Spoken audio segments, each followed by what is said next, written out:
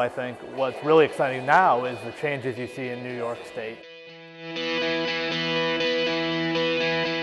And responsible for, from my perspective, trying to ensure that we have a rigorous statewide conversation on how we continue to improve our P-12 education system. You see a shift towards the Common Core, a shift towards rigor, and a shift to hold teachers to a higher standard to best serve our students. I think that it's changing. It's new. It's getting updated. It's getting harder, and it challenges us as educators, and therefore to be able to pass it on to our students as well. I think that education has been one way for a very long time. I think it's grown a little bit stagnant, and I think some of the policy changes are really good. Between the conversations of the union and teachers and the politicians, I think a lot of positive things and a lot of positive changes could take place.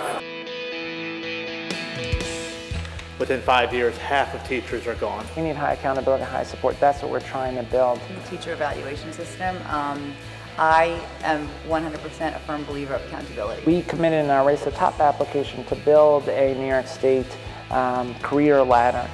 So as we build out the evaluation system, I think we have a good foundation for an eventual career ladder. What challenges and what pitfalls do you see towards the Common Core, and also what opportunities do we have? And one of the only states to put Race to the Top money towards curriculum, and we certainly have one of the highest levels of investment in professional development. I'm definitely excited about the Common Core standards and how that's really going to impact education. We're going to be on pace with everybody and competing as a country and not just as a state. It has the potential to shift instruction in ways that help more students get to college and career readiness. Really the chief driver of working conditions often at the building level is the principal. But really trying to get a sense, what's the impact that the principal is having on student learning, but also what's the impact the principal is having on teacher effectiveness. How can you make sure that this system rolls out so that feedback is given, that is useful?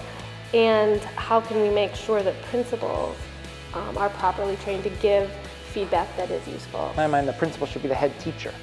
What can we do to help the next generation of folks actually decide that this is a profession they want to stay in? But the other thing that the state can do is create the legal and regulatory framework that requires attention to professional development and support. Even in those circumstances where people may need to be supported and grow, I'd like to see that happen. And the only way that's going to happen is if my voice is part of the conversation in how to make these systemic changes.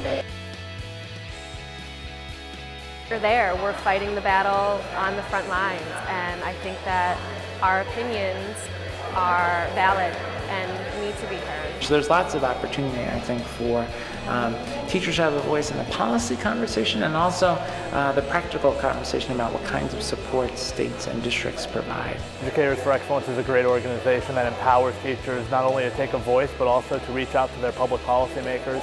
Where I can be a union member and ask critical questions about union policy. There is a place where a teacher's voice can be heard and that it can be a driver for change.